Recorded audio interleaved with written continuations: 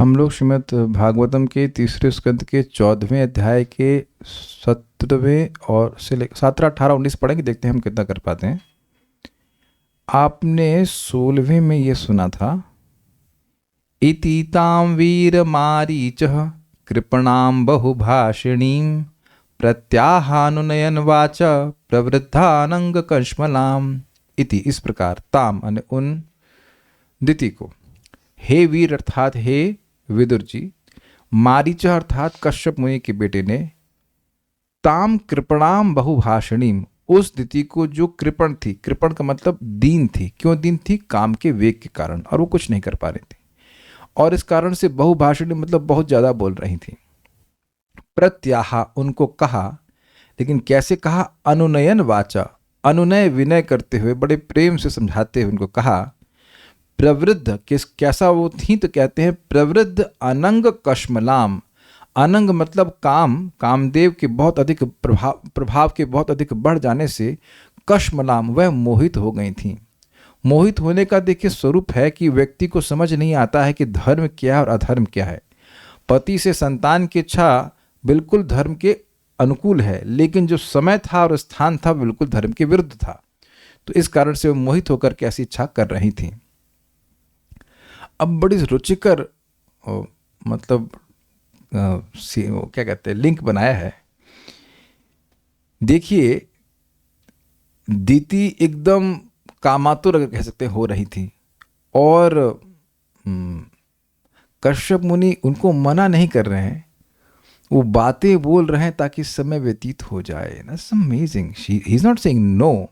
अगर वह ना कह देते तो फिर वह पक्षपाती कह लेते। अन्य स्त्रियों को तो, उनके अन्य की पत्नियां, उनको तो मतलब गर्भवती है, जैसे बच्चे हैं, और इनको मना कर रहे हैं। आपको ध्यान देना हो कि वो केवल कामातुर नहीं थी, उनकी इच्छा थी संतान प्राप्त करने की, तो वो है समय व्यतीत करना चाहते हैं। आज तक मतलब इस टीकाओं को पढ़ने से पहले मेरी अंडरस्टैंडिंग थी कि ये मजाक सा कर रहे हैं, मतलब पत्नी की बहुत तारीफ कर रहे हैं। आज का श्लोक पोस्ट करने के बाद मैंने लिखा है उसमें कि माता जी लोग पढ़ के आए, स्पेशली जो विवाहित हैं, तो एक शायद बोध ये हो सकता है कि मैंने इसलिए किया ताकि माता जी लोगों को समझ में आए कि उनका धर्म क्या है। क्योंकि ये भी अंडरस्टैंडिंग हो सकती है कि प्रभु जी ने इसलिए बोला है, ये हो सकता है। मैं, क्योंकि बाद में एक भक्त ने कुछ प्रश्न किए तो मुझे उससे लगा, वो झगड़ा नहीं कर रहे थे, प्रश्न कर रहे थे मुझसे, लेकिन मैंने इसलिए नहीं कहा। इन श्लोकों से आपको समझ में आएगा कि माता जी मतलब पत्नियों को भी धर्म में बराबर राइट है। फालतू का झगड़ा चल रहा है कि हमारे क्या कहते हैं इक्वल राइट्स दीजिए। आपको ऑलरेडी शास्त्र के अनुसार धर्म में इक्वल राइट दिए गए हैं अपने आपके पति के बराबर। और क्या राइट मांग रहे हैं? I was just astonished. जिस चीज पे राइट मांगना चाहिए उसको तो टाटा कर दिया गया है ना। धर्म हमको भी धर्म करना है, उस संबंध में तो कोई पूछ नहीं रहा है। और जो व्यर्थ के राइट होते हैं उसको मांग रहे हैं। हमको भी राइट है नरक जाने का, कि नहीं दारू पी रही है, सिगरेट पी रही है, ये तो देखी जा रहा है। ऐसा तो नहीं कि कुछ नहीं बात कर रहे हैं। केवल पति, हमारे पति सिगरेट पियेंगे, हम भी पियेंगे, वो नरक जा रहे तो हम कैसे? भैया अरे, 7 धर्म का रस नाता है वाला। तो बड़ा सुंदर हमको धर्म का सिद्धांत सीखने को मिला। जैसे वेरी नाइसली पुट बाय और कश्यप ऋषि। तो अब वो बोलना शुरू कर रहे हैं। शायद इसमें छूट गया श्री कश्यप वाचा, बट अन्य अंडरस्टूड कि कश्यप जी बोल रहे हैं। एष ते हम विधास्यामि प्रियं भीरु यदिच्छसि। एष ते हम विधास्यामि प्रियं भीरु यदिच्छसि। तस्याः कामं न कः कुर्यात् सिद्धिस्त्रैवर्गिकी यतः। तस्याः कामं न कः कुर्यात् सिद्धिस्त्रैवर्गिकी यतः। एष ते हम विधास्यामि प्रियं भीरु यदिच्छसि। एष ते हम विधास्यामि प्रियं भीरु यदिच्छसि। तस्यां कामं न कः कुर्यात् सिद्धिस्त्रैवर्गिकी यतः। तस्याः कामं न कः कुर्यात् सिद्धिस्त्रैवर्गिकी यतः। एष ते हम विधास्यामि विधास्यामि प्रियं भीरु यदिच्छसि एष तेऽहं विधास्यामि प्रियं भीरु यदिच्छसि तस्याः कामं न कः कुर्यात् सिद्धिस्त्रैवर्गिकी यतः तस्याः कामं न कः कुर्यात् सिद्धिस्त्रैवर्गिकी यतः एष तेऽहं विधास्यामि प्रियं भीरु यदिच्छसि एष तेऽहं विधास्यामि प्रियं भीरु यदिच्छसि तस्याः कामं न कः कुर्यात् सिद्धिस्त्रैवर्गिकी यतः तस्याः कामं न कः कुर्यात् सिद्धिस्त्रैवर्गिकी यतः। कुछ भक्त महीनों महीनों में एक बार चक्कर लगाते हैं। रेस्टोरेंट रोज खुलता है सक्सेना जी रोज खुल रहा है। आप क्या सोचते हैं, देखते नहीं? वीडियो ऑन करेंगे तुम्हारी आंखें दिखती हैं। अरे रोज आइए रेस्टोरेंट में लोग। अच्छा आज भी लोग पढ़ रहे हैं। हाँ हम आज भी पढ़ रहे हैं और भगवान की कृपा रही तो कल भी पढ़ेंगे। हाँ जब मैं इसको पढ़ाऊंगा तो आप लोग प्रश्न जरूर कर सकते हैं, स्पेशली माता जी कहीं कोई कन्फ्यूजन हो तो आप प्रश्न कर सकते हैं। I would be very happy to answer, लेकिन प्रश्न रेलेवेंट रखिएगा इस श्लोक के संबंध में। हे भीरु मतलब डरी हुई। आप कहेंगे ये डरी हुई है डरी हुई है। देखिए वो डरी हुई हैं, वो अपने दैन्य को प्रस्तुत कर रही थी कि देखिए किस प्रकार से काम ने अपने बाणों को मुझ पे मार मतलब मुझे भेद दिया हुआ है और मैं कुछ नहीं कर पा रही हूँ। ऐसा मत सोचिएगा कि दीति को नहीं पता था कि संध्या का समय है और उनकी एक उनका भय था कि उनकी प्रस्ताव को अस्वीकृत कर दिया जाएगा। तो इसीलिए वो बोली भी थी कि क्या मैंने भी प्यार किया है मैंने भी आपसे प्यार किया है, मैं भी आपके आगे कारण नहीं हूं। तो उनको डर था कि उनके पति उनकी बात को अस्वीकृत कर देते, तो इसलिए कह रहे हैं भीरु। अच्छा ये भीरु शब्द आपने कभी पहले सुना है? क्या शब्द है बताइए, कहाँ सुना है आपने भीरु? कहीं वो शोले उसमें कोई भीरु नाम का आदमी था, वीरू था, सॉरी नॉट भीरु, सॉरी जय और वीरू नहीं भीरु शब्द कहाँ सुना है बताओ? धर्म भीरु सुना है आपने कभी? धर्म भीरु का मतलब होता है जो धर्म के पथ पर चलने से मतलब अधर्म करने से डरे उसको धर्म भीरु कहते हैं। ये सद्गुण है। पाप करने से जो डरता है उसको धर्म भीरु कहते हैं। तो भीरु का अर्थ है जो भय करता है। भी मतलब भीति, भयभीत होना। मतलब अब देखिए वो बड़ी इंटरेस्टिंग बात है। क्या भय है दीति को? अस्वीकृत होने से। फिर क्या हो जाएगा? संतान नहीं मिलेगी और फिर वो वैसे ही क्या बोलेंगे उसको, इन्फीरियर फील करेंगे। यस, इन्फीरियर फील करते जाएंगे, फिर पता नहीं कब क्या मौका होगा, फिर क्या कह सकते हैं। तो ये बात थी। तो वो समझ रहे हैं, इसलिए डांट नहीं रहे हैं, बड़े प्रेम से समझा रहे हैं। ये बातें पुरुषों को थोड़ा देर में समझ में आती हैं कि माता जी लूज बहुत इमोशनल होती हैं। So you don't have to chastise. Actually प्रेम से समझाने से बात समझ में आ जाती है। हमको भी धीरे धीरे समझ में आई कोई तो कम डांटते हैं। अनलेस लाइक मैं दूसरा angle belong, unless you are like married to somebody who is very stupid, तो एक अलग बात है। नहीं तो प्रेम से बात। अच्छा माता जी लोग समर्थन कीजिए, कितने लोग मेरी बात का समर्थन करते हैं कि अगर आप लोग को प्रेम से बात समझाई जाती तो आप लोग समझ जाते हो। ओह सारे लोग हाथ खड़ा कर रहे हैं। Yes yes okay agree. तो इस दे आर सेंसिटिव। प्रेम से ही बात समझाने, तो चीखने चिल्लाने की जरूरत नहीं होती, तो प्रेम से समझा रहे हैं। हे भीरु, तुम्हें जो भी इच्छा प्रिय हो उसे मैं तुरंत तृप्त करूंगा, क्योंकि तुम्हारे अतिरिक्त मुक्ति की 3 सिद्धियों का स्रोत और कौन है। बड़े इंटरेस्टिंग कंसेप्ट्स हैं, समझाऊंगा। पहले तो आप अन्वय देखिए। भीरु मतलब हे डरी हुई। क्यों डरी हुई है मैंने व्याख्या कर दिया। अहम मतलब मैं यानी कश्यप ऋषि, एषा यानी जो तुमने बोला है, ते प्रियम तुम्हारा अत्यंत प्रिय, विधास्यामी संपन्न करूंगा, यानी कि उनकी ये इच्छा को वह गलत नहीं ठहराए। ये पहले क्लियर कर दी कि आपकी इच्छा बिल्कुल गलत नहीं है। यत इच्छसी जो तुम चाहती हो वो संपन्न करूंगा। क्यों? यतः यानी जिससे, त्रैवर्ग यानी जिस पत्नी से, त्रैवर्ग की 3 वर्ग धर्म अर्थ और काम की सिद्धि प्राप्ति होती है। कह यानी कौन पुरुष, तस्या कामम न कुर्यात उस पत्नी की इच्छा को नहीं पूर्ण करेगा। मतलब जो पत्नी धर्म अर्थ और काम की स्पॉन्सर है उसकी इच्छा को पूर्ण क्यों नहीं करेगा। मैंने शब्द स्पॉन्सर इसलिए यूज किया है क्योंकि देखा जाता है मंदिर में जो फीस्ट स्पॉन्सर करेगा वो कहेगा 1 रसगुल्ला और दे दीजिए, तो 1 नहीं 2 दिए जाते हैं। क्यों? क्योंकि वह फीस्ट को स्पॉन्सर कर रहा है, उसके बिना फीस्ट होने वाला नहीं है। इस मेरा उदाहरण नहीं समझ में आ रहा आपको? अगली बार फीस्ट हो तो देखना कौन सी चीज़ लिमिटेड होती है किसके लिए। नहीं समझ में आ रहा आपको? फिर पैसे खर्च करने पड़ेंगे, 50,000 रुपये कर दीजिए और आप फीस्ट स्पॉन्सर कीजिए, फिर देखिए कि ये कोई भी चीज़ आपके लिए लिमिटेड नहीं होगी। भाई आप स्पॉन्सर है ना, अंदर से अंदर हम खैर सारे रेस्ट नहीं खोलना चाहते हैं, but that's how it is. तो अब एक प्रश्न होगा कि भाई पत्नी कैसे ये धर्म अर्थ काम की स्पॉन्सर हो गई। मैं एक छोटा सा एग्जांपल दे रहा हूँ। मान लीजिए किसी भक्त को आपको प्रसाद में बुलाना है, तो खाना आप बनाएंगे। अरे वो तो छोड़ दीजिए, हम तो केवल डिवोटी कंटेक्स्ट में बोल रहे हैं। कितने प्रभु जी लोग खाना रोज बनाते हैं अपने हाथ से। तो आप देख सकते हैं कि सुमेध प्रभु, अरे अब तभी तो शादी कर रहे हो तभी तो बड़ी चिंता में शादी नहीं हो रही वो 1 दिन 2 दिन चलता है, रोज नहीं बनाया जाता है। अब आप ये बताइए कि प्रसाद की कितनी महिमा है। अब उसमें तो पूरा क्लास हो जाएगा, 3-13 आप भगवत गीता का पढ़ लेना। तो अब आपके अकाउंट में आपकी मैं एक स्त्री के लिए बोल रहा हूँ, तो माँ हो या पत्नी हो या बहन भी ले सकते हैं, लेकिन वो भोजन बना करके अर्पण करके रेडीमेड आपको दे रही हैं। तो क्या आपको भोजन दे रही हैं कि धुआंधार आपको पुण्य दे रही हैं? कितना पुण्य दे रही हैं किसी को याद है? 6 महीने के उपवास का पुण्य भी एक और विष्णु प्रसाद के पाने के बराबर भी नहीं है। और वो रोक रही हैं, एक लोग और नहीं खा सकते, ऐसा नहीं, बड़े प्रेम से खिलाती हैं। ये भी मुझे लगता कि नहीं कि पत्नी आप प्लेट को उठा करके यहाँ नहीं बैठ सकते वहाँ बैठो, ऐसा करती हैं।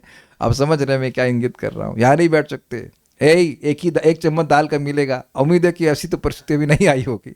बड़े प्रेम से भोजन कराया जाता है। मैं तो अपनी माँ की भी याद है, यहाँ घर की भी पता है, अच्छे से भोजन कराया जाता है। दीदी भी अच्छे से, जब भी मतलब कहीं भी बहन हो पत्नी हो, अगर बहुत दुर्भाग्य नहीं तो प्रेम से कराते हैं और प्रसाद खिलाते हैं। आप कहेंगे ये सब बातें क्यों कहते हैं? क्योंकि यह पति इसको नहीं समझते हैं कि कोई आपको रोज प्रेम से भोजन बना के खिला रहा है, ये कितना बड़ा उपकार है। मैं भोजन की बात तो है ही, लेकिन उसमें अगर वो डिवोटी है और वह भगवान को अर्पण कर रही तो कितना फायदा है।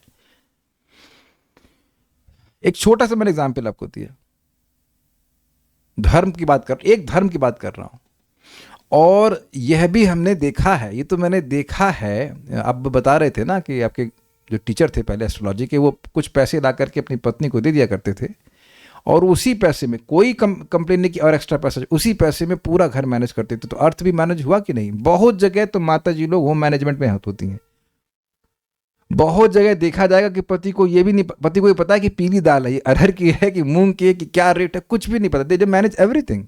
और ये आप महाभारत में भी देखते हैं कि द्रौपदी पूरा मैनेज करके चलती थी। Lot of responsibility. मैंने खुद अपनी माँ को भी देखा, आप लोग भी देखा होगा, सब्जी लेके आना, बच्चों को ध्यान रखना, जो अर्थ का मैनेजमेंट वो तो है, और काम के बारे में तो कोई दिक्कत ही नहीं है। तो त्रैवर्ग की स्पॉन्सर जो है पत्नी है, ये बात है। कुछ पूछ रहे हैं तो बोलिए। प्रभु जी, ब्राह्मण द्वारा सुना था कि चारों पुरुषार्थ में से ये 3 में धर्म अर्थ काम में स्त्री आगे रहती है, इनको स्त्री संपादित करती है। yes. और मोक्ष पुरुष के भाग में आता है। वो भी देखते हैं। एक इस पे हम विनोद की सत्य बात कह रहे हैं। एक भक्त हैं वो खाना बनाते बनाते इतना परेशान हो गए, वो कहे कि भैया खाना बनाने के लिए जिससे बोलोगे उससे शादी कर लूंगा इतना परेशान हो गई, वाज जस्ट सो टॉर्चर्ड इतना टॉर्चर हो गया, लाइक दैट। तो चीज़ें रहती हैं। कुछ किसी ने पूछा था क्या? नहीं पूछा, मुझे लगा था किसी ने लंबा सा कुछ टाइप किया। ठीक है। तो यहाँ पे वो एक बात सूचित कर रहे हैं कि कितना उपकार है आपका मेरे पर। अब ये इनकी जेंटलनेस भी है। प्रायः हस्बैंड मतलब ये उपकार नहीं मानते पत्नी का। हम लोग एक्चुअली जनरली जगत में किसी को उपकार नहीं मानते। कितना लोग उपकार कर रहे हैं कि कितना उपकार हो रहा है। मैं अपनी बात कह रहा हूँ क्योंकि भक्ति में आने से पहले स्पेशली मैं बोलूँ घर में मैं कुछ खास मानता नहीं था कि मेरी माँ मेरे लिए रोज भोजन बना रही है। I never considered as something special privilege और एनीथिंग। वो तो जब आप आश्रम जाते हैं तो मालूम चलता है कि भाई वो क्या दिन थे। पकी हुई रोटी फर्स्ट क्लास, अरे बेटा खा लो यहाँ मर रहे हो तो कोई पूछे कि नहीं खाओ क्या फर्क पड़ता है। So he shows his gratitude towards his wife. He is very gentle person. एषा तेहम विधास्यामि, एषा मतलब आपकी जो इच्छा है, ते मतलब आपकी इच्छा, अहम विधास्यामि निश्चित मैं उसको पूरा करूंगा। प्रियम भीरु यदिच्छसि, हे डरी हुई मेरी पत्नी, जो आपका प्रिय है वो मैं इच्छा पूरी करूंगा। क्यों करेंगे? तो कह रहे तस्याह कामम न कुर्यात, ऐसा कौन व्यक्ति होगा जो उसकी इच्छा ना पूरा करे, यतः जिससे सिद्धि त्रैवर्ग की, जिससे तीनों वर्गों की सिद्धि होती है। आप लोग को ये बात प्रसिद्ध होगी और पता भी होगी कि माता सीता को वनवास दे दिया गया था और भगवान राम को फिर से यज्ञ करना था, तो अब उनके बगल में पत्नी को बैठना था। ये पता है सबको बात? ये पता होगा ना। और जब क्योंकि माता सीता थी नहीं तो इसलिए उनकी स्वर्ण की मूर्ति बनाकर रखी गई। It is so important. मैं मेरे से रहा नहीं जा रहा, मैं आपको बता रहा हूँ, टीका में बड़ा अच्छा आएगा। पत्नी को अर्धांगिनी क्यों कहते हैं?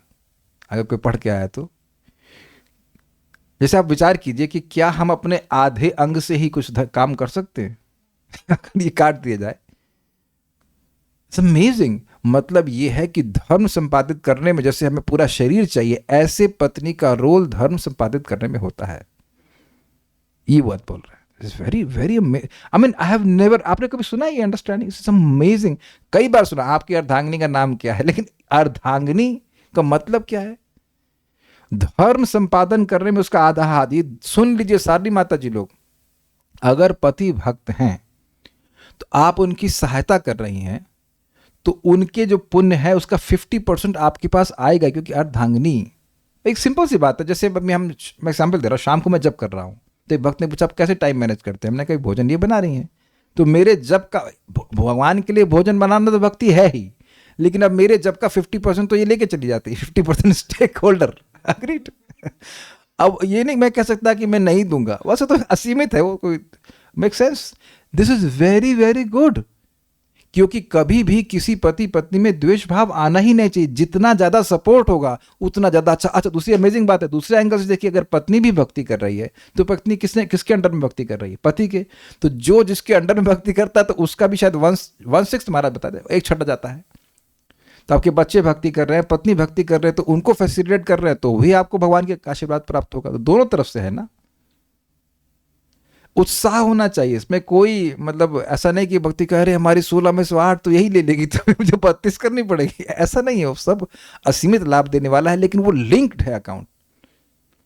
ये आप सब लोग डिवोटी हैं, लेकिन देखिए हम हर एक को एड्रेस कर रहे हैं। अगर कोई पत्नी ये सोच रही है कि मेरा पति भक्ति कर रहा है और वो हमारा नुकसान कर रहा है, हमको टाइम नहीं दे रहा है या कुछ भी, ये उसकी सबसे बड़ी मूर्खता होगी।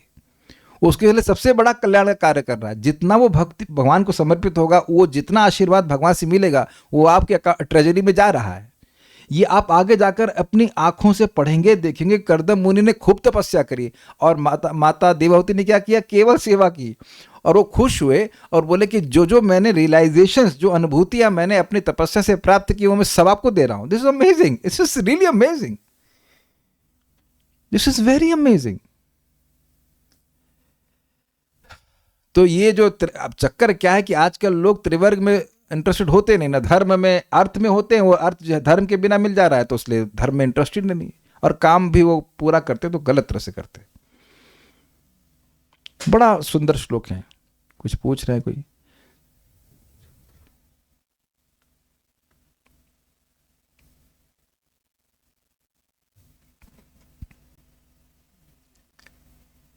श्रीधरी, महर्षि कश्यप चाहते थे कि यह भयंकर संध्या काल बीत जाए। भयंकर क्यों? देखिए, संध्या काल आध्यात्मिक कार्यों के लिए है तो उस दृष्टि से बहुत अच्छा होता है, लेकिन अगर इसमें इस संतान उत्पत्ति का कोई कार्य किया जाए तो फिर बच्चे जो है वो हिरण्यकशिपु टाइप के पैदा हो जाएंगे। इसलिए वो इस बात को मतलब समय को बिताना चाहते थे, लेकिन अपनी पत्नी को वह निराश भी नहीं करना चाहते थे। ये दोनों बातें आपको बैलेंस करनी होगी। इसलिए वे 5 श्लोकों में अपनी पत्नी की प्रशंसा करते हैं। उन्होंने दिति से कहा कि मनुष्यों के धर्म, अर्थ और काम, इन तीनों पुरुषार्थों की प्राप्ति पत्नी से ही होती है। अतएव कौन ऐसा व्यक्ति होगा जो अपनी पत्नी की इच्छा की पूर्ति ना करे? नोट, उनकी सुशीलता के गुण के कारण उनको भीरू कह रहे हैं। समझ पा रहे हैं सुशीलता? देखिए, वह अपनी इच्छा को प्रस्तुत कर रही है, लेकिन झगड़ा नहीं कर रही हो। आप विचार कीजिए, वो अपने दैन को प्रस्तुत कर रही हैं और उनका बहुत सारी बातें उन्होंने कही कि मैं आपसे प्रेम करती हूँ, आप महान हैं। वो कभी भी अपशब्द का प्रयोग अपने पति के लिए नहीं कर रही हैं।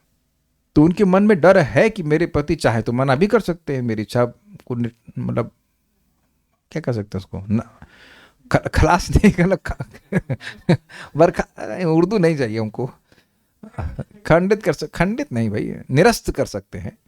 तो फिर मैं क्या कर सकती हूँ, असहायता का अनुभव कर रही थी, इसलिए उनको उनके डर को दूर करते हुए कहे कि भीरू, वो समझ रहे हैं उनकी। देखिए, दूसरे की स्थिति को समझना ये बहुत कठिन चीज होती है। This is very difficult. इसे कहते हैं एम्पैथी, सिंपैथी नहीं, एम्पैथी। वो किस परिस्थिति में है, वो किस तरह से सोच रहा है, अगर हम उसको समझ सकें तो हम उसको we can easily relate with him. ये बड़ी कठिनाई होती है कि सामने वाला किस तरह से प्रोसेस कर रहा है दुनिया, उसका जो कह सकते हैं रेफरेंस फ्रेम है वो क्या है, वह देखना मुश्किल होता है। हाँ, बिना जज किए, मतलब ऐसे वो तुरंत बोल सकता है तुम तो कामुक हो, लेकिन वो समझ गए कि नहीं, ये भाई अन्य पत्नियां हैं, उनके बच्चे हैं, इनके बच्चे नहीं, इस कारण से परेशान है। और ध्यान देना हो कि आज से परेशान नहीं होंगी, वो कई समय से परेशान है। वो क्या व्यक्ति बोल रहा है उससे पहले पीछे बहुत बैकअप होता है ना, तो वो सारी बातें समझ करके बोल रहे हैं। सारार्थ दर्शनी एषा ते अहम, यह मैं हूं जो तुम्हारे द्वारा प्रार्थित होकर तुम्हारे प्रिय कार्य को कर रहा हूं आदि। यहां महर्षि कश्यप के अनेक वचनों का विस्तार सायकाल को व्यतीत करने के उद्देश्य से ही समझना चाहिए। कुछ टीकाएं सिमिलर होंगी, लेकिन मैं रख रहा हूं अपने एक फ्लो को पूर्ति करते हुए कि सारा दर्शनी छूटनी नहीं चाहिए। तात्पर्य, अभी लाइन पहली प्रभुपाद जी की बड़ी कॉम्प्लिकेटेड है। मुक्ति की 3 सिद्धियां हैं, धर्म, अर्थ तथा काम। अब आप ये बताइए कि ये मुक्ति की सिद्धियां कैसे हैं? ये तो लग रहा है कि बंधन के कारण है। भाई, आदमी के हृदय में काम होता है, बेसिकली धर्म करता है, उससे अर्थ की प्राप्ति होती है, फिर उससे वह इंद्रिय तृप्ति करता है, तो फिर उसके बाद फिर धर्म करता है। तो अब कौन यहां पहलवान है जो ये बता सकेगा कि भाई ये मुक्ति की सिद्धियां हैं? This is very complicated. Complicated means बहुत आपको दूर की कौड़ी सोचनी पड़ेगी। देखिए, समझने का प्रयास कीजिए, कठिन नहीं, हम लोग कई बार सुन चुके हैं। बद्ध जीव की बीमारी का नाम बताइए संस्कृत में। स्वैर आचरण। वेरी गुड, एक व्यक्ति ने जज कर लिया, वेरी गुड, थैंक यू। बद्ध जीव की एकमात्र बीमारी है स्वैर आचरण। वो किसी की बात नहीं सुनना चाहता, और क्या चाहता है? आईटी सेक्टर में काम करता है, वो इंद्रिय तृप्ति चाहता है। तो वो इंद्रिय तृप्ति चाहता है, लेकिन नियम कुछ नहीं पालन करना चाहता। तो वेद कहते तुम धर्म करो। तो जब धर्म कर रहा है, तो धर्म करेगा तो उसको बहुत प्रलोभन देते कि तुम्हें खूब धन मिलेगा, तुम्हें खूब सुविधा प्राप्त होगी, वेरी गुड, और उससे तुम्हारी इंद्रिय तृप्ति बड़ी अच्छी प्रकार से हो जाएगी। लेकिन इस प्रोसीजर में वह नियमों को पालन करना सीख जाएगा, रेगुलेट हो जाएगा, और साथ साथ उन नियमों का पालन करने से उसके हृदय का धीरे धीरे करके शुद्धिकरण भी होने लग जाएगा। तो वो जो इंद्रिय तृप्ति कर रहा है, जो भी कर रहा है, उससे वो बहुत जल्दी बोर हो जाएगा, क्योंकि वह नियमों का पालन कर रहा है। कुछ ग्रहण कर पा रहे हैं? अल्टीमेटली धर्म, अर्थ, काम आदि वह जीव को मोक्ष की ओर ही लेके जा रहे हैं, ताकि वह इन सब चीजों से ऊब जाए। भोग तो वैसे भी कटु होते हैं, उनसे ऊब जाए और उसके बाद वह मोक्ष की ओर प्रयास करे। गृहस्थी के नियम आप देखना, 7वें स्कंद में इतने सारे हैं, और व्यक्ति कहेगा थोड़ी सी इंद्रिय तृप्ति के लिए इतने सारे नियम, तो अच्छा है कि मैं ना करूं। या मान लीजिए वो कर भी रहा है, तो बहुत सारे नियमों का पालन करते करते वह प्यूरिफाई हो जाएगा। तो ये सारी बातें इसलिए कह रहे हैं मुक्ति की 3 सिद्धियां। अल्टीमेटली मोक्ष है, लेकिन मोक्ष के ये 3 सोपान आप कह सकते हो, ये है। इस तरह से ओपन किया है प्रभुपाद ने। This is very nicely how Prabhupada starts this. बद्धात्मा के लिए स्त्री को मुक्ति का स्रोत माना जाता है। ये हम लोग प्रभुपाद का तात्पर्य पढ़ रहे हैं। सबसे ज्यादा तो हम लोग सुना है, यही तो भागवत सुन रहे हैं कि सबसे बड़ा बंधन तो स्त्री से लगता है। तब तो अब देखा जाए तात्पर्य बहुत ही अद्भुत तात्पर्य है। बद्धात्मा के लिए स्त्री को मुक्ति का स्रोत माना जाता है। आप ये बताइए कि आपने कभी आज तक प्रभुपाद जी के तात्पर्य में सुना है ये एक ऐसा लग रहा है कि कोई नया व्यक्ति लिख रहा है एकदम अमेजिंग। आप लोग मेरे बात को समर्थन नहीं करेंगे, आज तक आपने ना गीता में ना भागवत में कभी ऐसा तात्पर्य नहीं सुना होगा। This is unique. बद्धात्मा के लिए स्त्री को मुक्ति का स्रोत माना जाता है क्योंकि वह अपने पति की चरम मुक्ति के लिए उसकी सेवा करती है। बद्ध भौतिक जगत इंद्रिय तृप्ति पर आधारित है, और यदि सौभाग्यवश किसी को अच्छी पत्नी मिलती है, और अच्छी पत्नी का एकमात्र अर्थ है डिवोटी पत्नी, बाकी पत्नी कोई अच्छी नहीं है, तो उसे सभी प्रकार से अपनी पत्नी की सहायता प्राप्त होती है। देखिए, बात समझने का प्रयास कीजिए। एक बद्ध जीव में 4 इच्छाएं होती हैं, स्त्री संग की, मांस खाने की, शराब आदि पीने की और ये जुआ। ये सब आप भागवत में बिल्कुल स्पष्ट लिखा हुआ है। और मनुस्मृति कहती है प्रवृत्ति एष भूतानाम निवृत्तिस्तु महाफला। तो अगर ये इररेगुलेटेड वे में करने लग जाएगा जीव, तो उसका नरकपात होना बिल्कुल अवश्यंभावी है। हम फिर आपको बात याद दिलाएंगे, धर्म अविरुद्ध भूतेषु कामस्मि भरतर्षभ। भगवान गीता में कह रहे हैं संतान उत्पत्ति के लिए व्यक्ति अगर पत्नी का संग कर रहा है तो वह भगवान की भी व्यक्ति है, लेकिन अगर उस इच्छा का दुरुपयोग किया जाएगा तो आप जानते हैं, नहीं जानते हो, हम बता दे रहे हैं कि व्यक्ति अगर अवैध संग कर रहा है, तो मान लीजिए कोई स्त्री पुरुष का संग कर रही है, तो उसी प्रकार के पुरुष की लोह की मूर्ति नरक में बनाई जाती है और उसको खूब तपा देता, अब तुम इसका आलिंगन करो। और ऐसे ही पुरुष को भी स्त्री की मतलब तप्त जो मूर्ति उसको आलिंगन करने के लिए बाध्य किया जाता है। हम तो जब बोल रहे तो सब फोटो याद आ रही है जो प्रभुपाद जी बनवाए, अब सब डिलीट कर दी गई, सेंसर कर दिए गए। पहले बुक्स में प्रभुपाद गीता में बनवाए थे। अब आप विचार कीजिए कि अगर विवाह का प्रावधान ना होता तो ये इच्छा तो बहुत प्रबल है, स्त्री में भी और पुरुष में भी, तो अब तो उनका नरकगामी होना अवश्यंभावी है ना। लेकिन क्या यहाँ जितने भी लोग संतान उत्पन्न किए हैं, भागवत में तो वंशावली का वर्णन है, इसका बेटा ये हुआ, उसका बेटा ये हुआ, उसका बेटा ये हुआ, तो सारे गृहस्थ क्या संतान उत्पन्न करने की वजह से नरक जा रहे हैं? नहीं, उनकी एक रिस्पॉन्सिबिलिटी है कि वह कृष्णा कॉन्शियस संतान उत्पन्न करें। तो आप देखिए कि वह इच्छा भी पूर्ण हो गई और व्यक्ति का शुद्धिकरण भी हो गया। अगर कोई पुरुष या स्त्री अवैध संग करता रहेगा तो वो कभी मुक्त नहीं हो सकता है।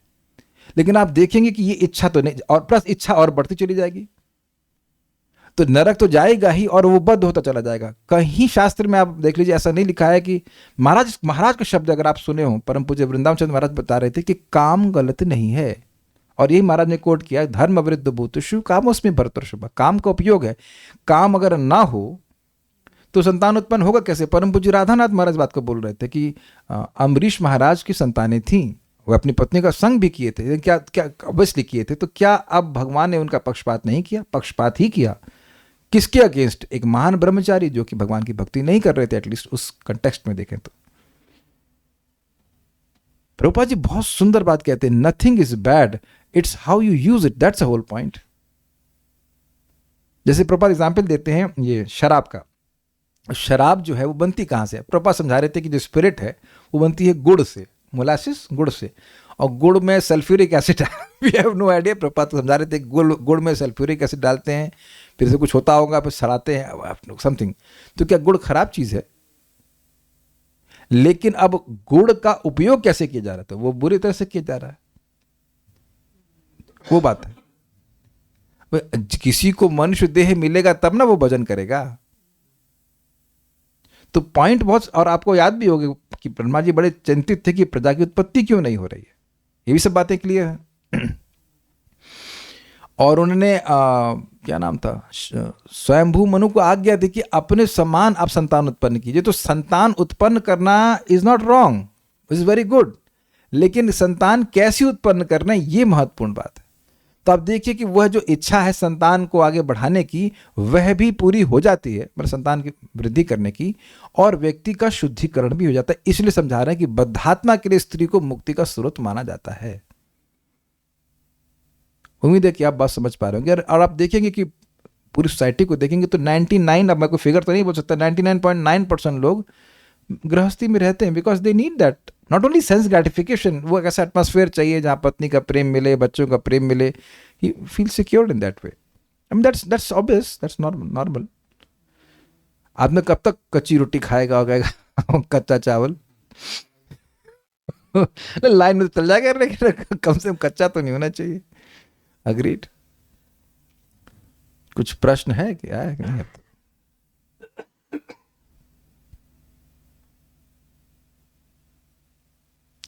एक प्रश्न है कि अगर स्त्री को, मुझे पता इस तरह के प्रश्न आएंगे, मुक्ति का मार्ग बताया गया है, मुक्ति का मार्ग या मुक्ति का स्रोत, हाँ ठीक है चलिए, तो इतना प्रताड़ित क्यों किया जाता है और उसके समर्पण को स्वीकार क्यों नहीं किया जाता? देखिए प्रॉब्लम स्त्री की है क्या, आपने चॉइस गलत करी। आपने का मतलब, मैं आपको नहीं बोल रहा हूँ, लेकिन आपने ये नहीं देखा कि वो 16 माला जब करता है क्या वो सुबह उठता है क्या? वो तो आप क्या बता रहे थे, वो पेचेक और इनकम टैक्स रिटर्न देखे जाते हैं।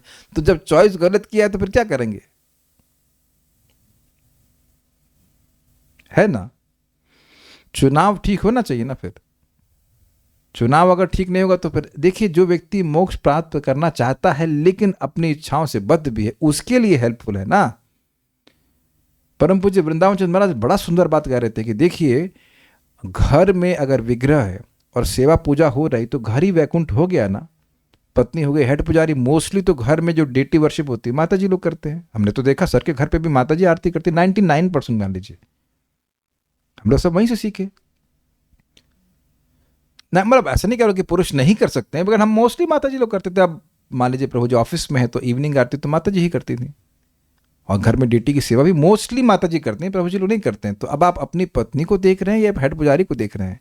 मंदिर के हेड पुजारी के तो आप चरण छू रहे हो, और घर के हेड पुजारी का बिल्कुल चरण मत छुई हो, लेकिन सम्मान तो करना चाहिए। पता है लफड़ा क्या है? लफड़ा ये है कि भक्ति के अंगों की महिमा नहीं पता है। पता नहीं क्या कि ध्यान नहीं देता है कि कोई व्यक्ति अगर ये अगरबत्ती घुमा रहा है भगवान को तो कितना बड़ा कार्य कर रहा है। अभी वेट करो आप, मेरा समय नहीं मिल पा रहा है, मैं हरिभक्ति विलास से आपको सिखाऊंगा इंसेंस ऑफर करने का क्या लाभ होता है, या फूल अर्पण करने का क्या लाभ होता है। दिमाग हिल जाएगा। जस्ट केवल जो इंसेंस और भगवान को अर्पण कर रहा है। तो अब चॉइस गलत है तो फिर क्या कर सकते हैं? चॉइस गलत है तो फिर उसके बाद आप कुछ नहीं कर सकते ना। ये सारी चीजें अभी और क्लियर हो जाएंगी कि देखिए प्रभुपाद बिल्कुल स्पष्ट बता रहे हैं। आइडियल सिस्टम है पति, the husband should be A sincere servant of the Lord. समझ में आ रही है ना सीधी बात? वो निष्कपट सेवक होना चाहिए भगवान श्री कृष्ण का, ये पहला स्टैंडर्ड है बस। And the wife should be following him, जो पत्नी है उसको फॉलो करे। It's very simple. हम विनोद के बोल रहे हैं, सच बात बोल रहे हैं। कल मैं जल्दी सो गया तो जय भी जल्दी सो गई और बोली आप जल्दी सो जाएंगे तो मैं भी जल्दी सो जाऊंगी। सही बात है। और मैं देर में सोऊंगा तो फिर ये भी देर में सोएंगे। It's just normal. मैंने देखा कि कई बार ये जल्दी उठ गई तो इन्हें मुझे उठा दिया, और मोस्टली मैं जल्दी उठ जाता हूं तो इनको उठा देता हूं। It's very cooperative behaviour. It's very easy. एक बात मैं आपको बता रहा हूं, और ये बात भगवान विष्णु ने कही है। किनको कही है? दुर्वासा मुनि को। कह रहे हैं कि जैसे एक सत स्त्री, सत पत्नी अपने पति को पूरी तरह कंट्रोल में लेके आती है सेवा के द्वारा, उसी प्रकार से मेरे भक्त सेवा के द्वारा मुझे अपने कंट्रोल में लेके आते हैं। अब आप ये बताइए, यही बात महाराज के शब्द बोल रहा हूँ, सन्यासी के शब्द बोल रहा हूँ। परम पूज्य वृंदावन चंद्र महाराज बता रहे थे कि ठीक है, माताओं का बहुत ज़्यादा कोई फिलोसफिकल हिसाब किताब ना चलता हो, लेकिन एक बहुत बड़ा अस्त्र है। क्या अस्त्र है? सेवा और समर्पण। महाराज समझा रहे थे, पुरुषों से पूछ रहा हूँ, प्रभु जी ने उसे पूछ रहा हूँ, अच्छा कल आपको बोला जाए कि आपको हमेशा के लिए एक दूसरे घर में रहना है जहां आपका कोई भी नहीं है, आपके मायके का कोई नहीं, कौन लोग हाथ खड़ा करेंगे? Would like to do that? Prabhu ji है ही नहीं क्या मेरी क्लास में? सक्सेना जी किसी की हिम्मत नहीं होगी कि जिंदगी भर जाकर के ऐसे स्थान में आप रह लीजिए जहां सब लोग आपसे बिल्कुल अलग हो, मतलब आपके ब्लड रिलेटिव ना हो। गौरव कुमार कुछ बेचारे ब्रह्मचारी ने आपसे गलत पूछ लिया। अंकित प्रभु वैसे जाओ, तुम्हारी शादी हो रही है, बाकी वहां पे रहो। भाई साहब, it's frightening, actually it's very frightening. लेकिन अब माता जी लोग कर ही रहे, कहाँ कहाँ ऑस्ट्रेलिया पहुंच जाती हैं, अमेरिका पहुंच जाती हैं, रह रही हैं। तो ये समर्पण हुआ ना, और सेवा, लेकिन उसको चैनलाइज किया जाना चाहिए भगवान की। देखिए ये मूल बात है, जब तक जीव भगवान की सेवा नहीं करेगा वो सुखी नहीं होगा।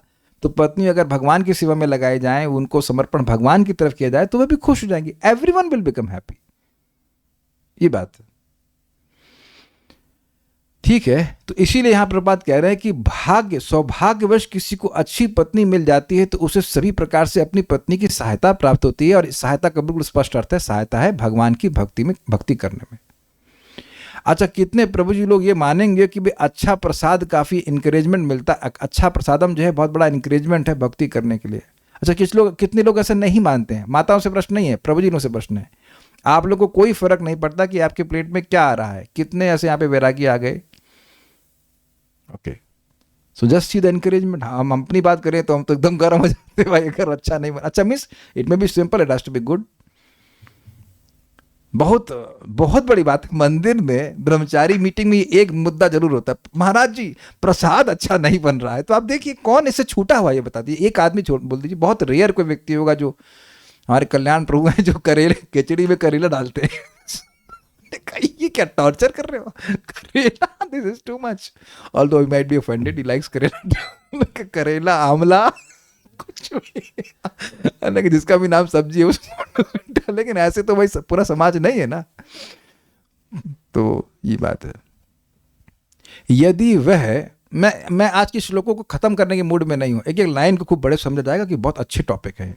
यदि वह अपने बद्ध जीवन में विचलित होता रहता है तो वह भौतिक कलमश में अधिकाधिक फंसता जाता है। ये समझे आप? इंद्रिय तृप्ति की इच्छाएं हैं, मान लो अच्छा खाने की इच्छा है, अब वो कहाँ वहाँ पे होटल में मुंह मारेगा, इधर जाएगा उधर जाएगा। हम याद दिला रहे हैं Surya Sarita Mata ji, brilliant cook, I mean amazing cook.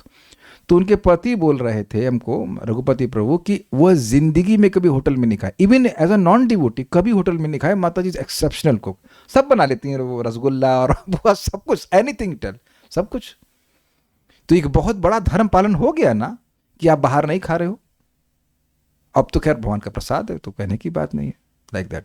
तो उम्मीद है कि आप समझ पा रहे होंगे।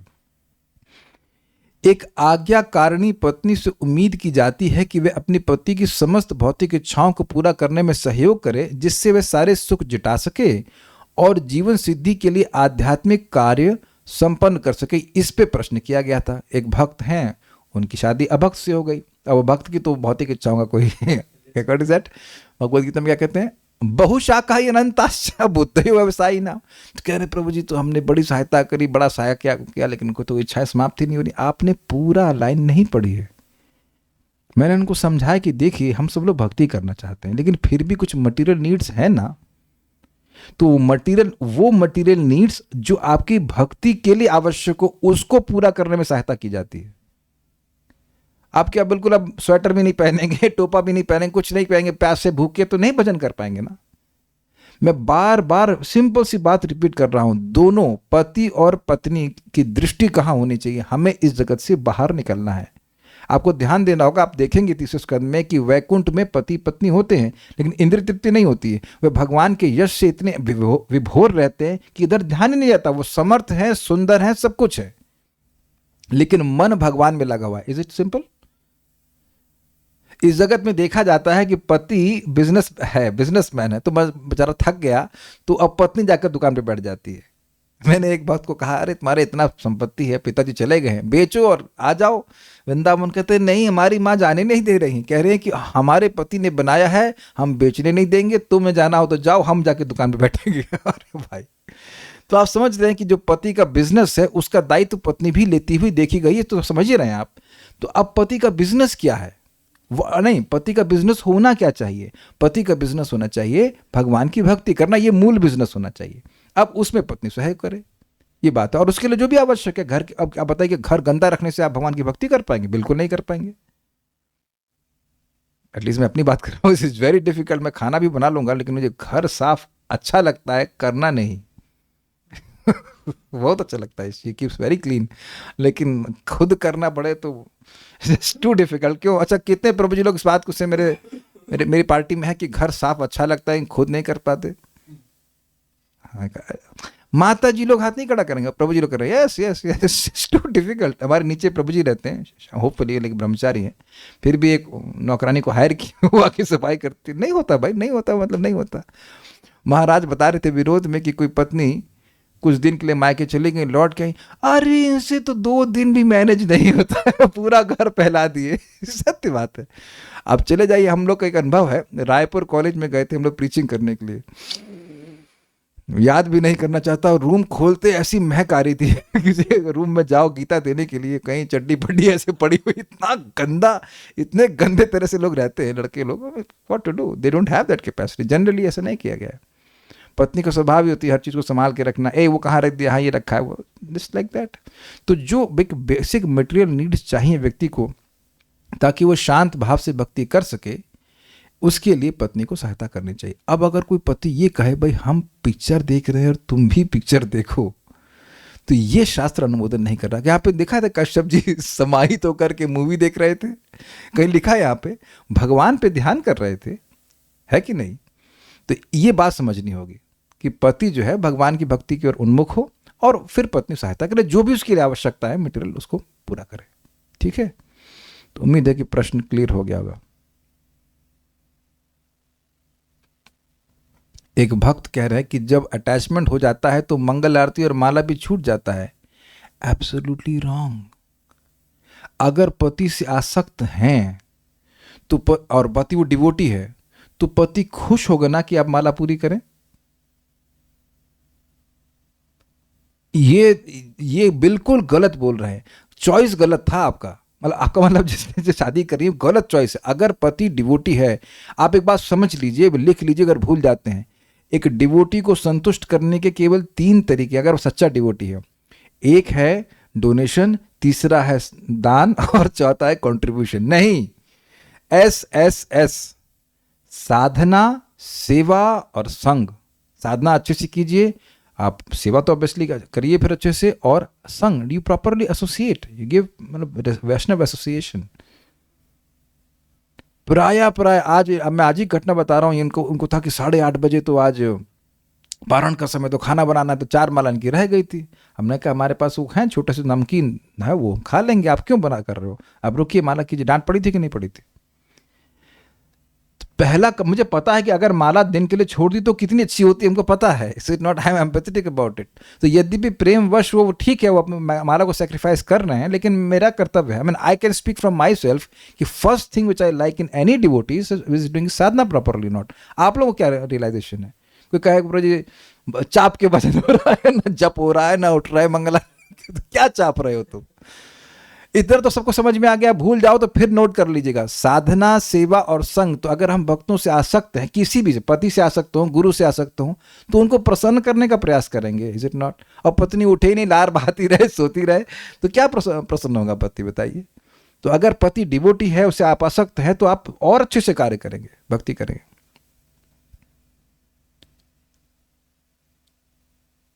एक प्रश्न है, पत्नी पति के पुण्य कर्म के साथ साथ बुरे कर्म की भी भागी होती है अगर पति डिवोटी नहीं है? आपका क्या रियलाइजेशन है? ये शास्त्र कहता है ना, कोई भी व्यक्ति किसी भी वस्तु के लिए कार्य करता है, प्रेरणा देता है और सहायता करने वाले को बराबर पुण्य या पाप मिलता है मृत्यु के बाद। तो पति कहे कि भाई दारू लाओ, तो लीजिए सर, थोड़ा पनीर भी खाइए। तो लेकिन अब इसमें एक और गेम है, उसमें एक गेम है। देखिए, कहीं कहीं पत्नी को बाध्य होकर कुछ करना पड़ता है, उसकी श्रद्धा नहीं होती ना, वो इंस्पायर नहीं कर रही है, लेकिन अब पति जबरदस्ती कर रहा है कि भाई तुमको ऐसा करना है, तो वहां उसको नहीं लगेगा। आपको मान लो कोई जबरदस्ती कोई ऐसा कार्य कराए, धमकी देकर ऐसे करके, तो फिर आप उसको पाप नहीं माना, उसको नहीं बोला जाए कि आप उसको पाप ग्रहण करेंगे। बट ध्यान दीजिएगा कि अब देखिए, जिसने नहीं सुना वो सुना अलग बात है, लेकिन अगर कोई कहे कि पति भाई रिश्वत लेके आ रहा है, अरे बड़ा अच्छा कर, थोड़ा और मांग के लाइए, तब फिर क्यों नहीं पाप लगेगा? अब मान लो पति रिश्वत लेके आ ही रहा है, पत्नी मना भी कर रही है, तब उस पत्नी को पाप क्यों लगेगा, बताइए? आपको याद हो तो वो दस्यु रत्नाकर की बात है। वो सबको मारते रहते थे और नारद जी पूछे भाई इतना तुम पाप कर रहे हो, कोई तुम्हारा पाप लेगा? तो सबसे पूछे, पत्नी से पूछे, पिता से पूछे, माँ से पूछे, तो क्या तुम्हारा कर्तव्य हमारा पालन करना, हमें भी मतलब तुम क्या करते हो, तो हम तुमको इंस्पायर थोड़ा कर रहे हैं कि तुम मारो ही। वेरी इंटरेस्टिंग, बड़े चालू होते हैं लोग, तो उनको समझ में आ गया। तो अपनी तरफ से यही बताना चाहिए कि नहीं प्रभु जी मतलब अगर प्रभु जी कहने योग्य हैं तो कि ऐसा कार्य मत कीजिए, ऐसा गलत कार्य मत कीजिए, मांस मत खाइए। अपनी तरफ से आप बताओ कि नहीं ऐसा नहीं करना चाहिए। अब उसके बाद भी कर रहे हैं तो फिर क्या कर सकते हैं, रोक तो नहीं सकते हैं ना आप। ठीक है, तो ये को फॉरवर्ड। एक आज्ञाकारिणी पत्नी, एक सिंपल सी बात सोचिए, अच्छा खाने की इच्छा जीव को बांधी हुई है और वही अच्छा आप प्रसाद खाओगे तब मुक्त हो जाओगे। सिंपल सी बात, हो गया ना सुविधा। एक बड़ी रुचिकर बात है, बड़ी इंटरेस्टिंग। 5वें स्कंद के 5वें अध्याय में भगवान ऋषभदेव कहते हैं मल्लोक कामः, जो पिता माता गुरु आदि मेरे लोक की कामना करना चाहते हैं, लोक की को प्राप्त नहीं, वैकुंठ की प्राप्त करना चाहते हैं, उनको वैसे ही अपने संतानों या शिष्यों को उपदेश देना चाहिए जैसे मैं दे रहा हूं। तो संतान होगी तब ना उपदेश देंगे। तो यानी कि माता पिता का उद्देश्य क्या है, ऐसी संतान हो जो मोक्ष की ओर जाने वाली हो और उसको वह वैसे ही आचरण से और शिक्षा से उपदेश देंगे तो भगवान का आशीर्वाद ऐसे माता पिता पर होगा और उनको वैकुंठ की प्राप्ति होगी। अब समझ में आई बात। तो अब देखिए, संतान उत्पन्न करने की इच्छा तो है, वो अगल बगल फालतू की स्त्री से हंग करेगा, वो गलत तरह के लोग पैदा होंगे तो उससे तो भगवान का आशीर्वाद नहीं मिलेगा। लेकिन वही इच्छा उसके वैकुंठ की प्राप्ति का कारण बन जाएगी, जैसे कि आप यहां पे देख रहे हैं। क्या आप समझ पा रहे हैं बात? यहां मैं शादी करने का कोई मतलब मैरिज ब्यूरो नहीं खोल रहा हूं मैं। जिसको नहीं करना है बहुत अच्छी बात है, नहीं करिए, लेकिन जो कर रहे हैं वो किस उद्देश्य से करें ये समझ लीजिएगा बात। इसलिए यह कहना कि हम गृहस्थी में और हम जप नहीं कर सकते, कथा नहीं कर सकते, तो फिर गृहस्थ बने काहे के लिए? दुखी होने के लिए?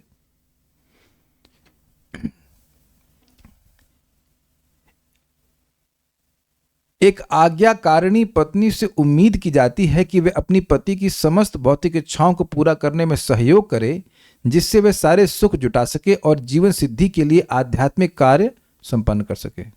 किंतु यदि पति आध्यात्मिक उन्नति में प्रगतिशील है तो उसकी पत्नी निश्चय ही उसके कार्यों में हाथ बटाती है और तब पति पत्नी दोनों ही आध्यात्मिक सिद्धि से लाभ उठाते हैं। बिल्कुल क्लियर है। इसलिए यह अत्यावश्यक है कि बालिकाओं तथा बालकों को आध्यात्मिक कर्तव्य करने के लिए प्रशिक्षित किया जाए, जिससे सहयोग की आवश्यकता उपस्थित होने पर दोनों लाभान्वित हो सकें। बालक का प्रशिक्षण ब्रह्मचर्य है और बालिका कौमार्य। आज्ञाकारिणी पत्नी तथा आध्यात्म शिक्षित ब्रह्मचारी मानव उद्देश्य की प्रगति के लिए उत्तम संयोग है। अब इसका मतलब क्या है देखिए, समझने का प्रयास कीजिए। लड़कों को मतलब पुरुषों को 5 साल से लेकर 25 साल तक ट्रेनिंग दी जाती थी ब्रह्मचारी की, यानी कि उनको गुरु अर्थात वेद का आज्ञाकारी होने की ट्रेनिंग दी जाती थी। 20 साल हो गया ना, 5 से 25, विदाउट एनी फैमिली एसोसिएशन। और वो ब्रह्मचारी आश्रम बहुत अच्छे हुआ करते थे, वहां कच्ची रोटी और ऐसा नहीं मिलता। Discipline life and discipline as per Vedas. ये बात आप समझने का प्रयास कीजिए कि अगर सही से 10-12 साल, ऐसे 20 साल तो बहुत अच्छी बात है, अगर व्यक्ति ब्रह्मचर्य का पालन करता है, केवल ब्रह्मचर्य की बात नहीं कर रहा हूं, ब्रह्मचर्य का पालन करता है और शास्त्र श्रवण करता है, तो अब उसके जीवन में शास्त्र ही चलता है। ऐसा शास्त्र याद आता हो नहीं, शास्त्र भूलता ही नहीं। अगर वो गृहस्थी में भी प्रवेश करता है तो अब वो शास्त्र भूल करके नहीं कर रहा है, स्विमिंग सूट लेकर पहन के कूद, अरे सॉरी, अगर अंतरिक्ष में भी जा रहा है तो क्या कहते हैं, स्पेस सूट पहन के जाता है, पहले स्पेस सूट पहन लेता है। It is not his eternal आश्रम। और जो गृहस्थी की एक बहुत बड़ा दोष है, उसे कहते हैं संकीर्णता, मतलब मेरी पत्नी मेरे बच्चे बस ये, इसमें वो नहीं फंसा रहता। आगे भी आप देखेंगे अगले श्लोकों में, आज तो हम नहीं कर पाएंगे। ब्रह्मचारियों का ध्यान रखना, सन्यासियों का ध्यान रखना, यह सब कर्तव्य उसके मन में बने रहते हैं। You can't forget something which you have studied for 20 years and practised.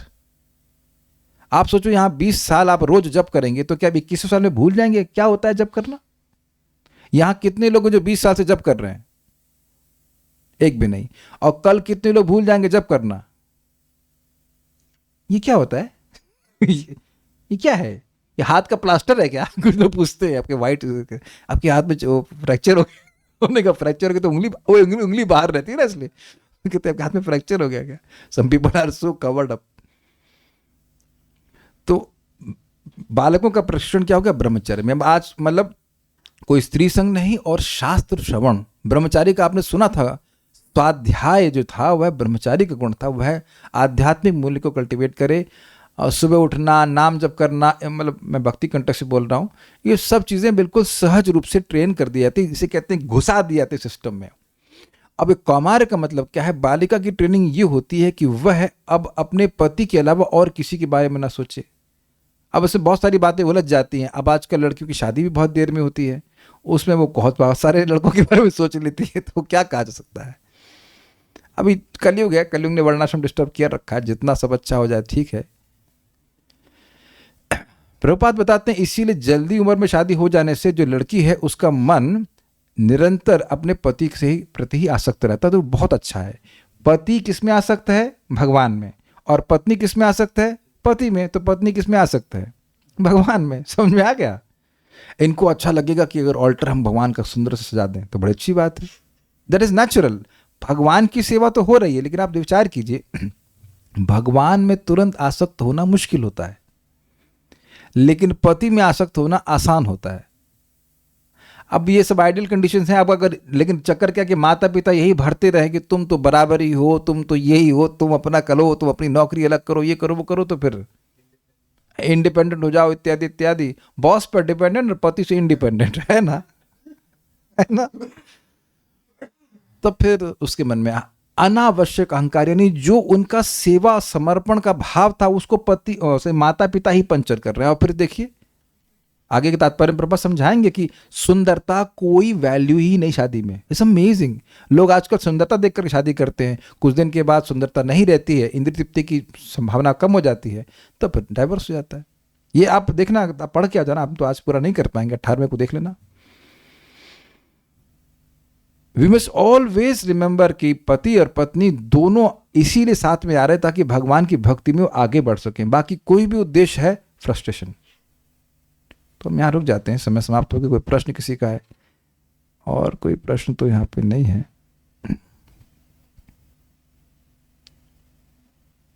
ठीक है, so will stop now. Shrimad Bhagavatam की जय, श्रील प्रभुपाद की जय, निताय गौर प्रेमानंदे।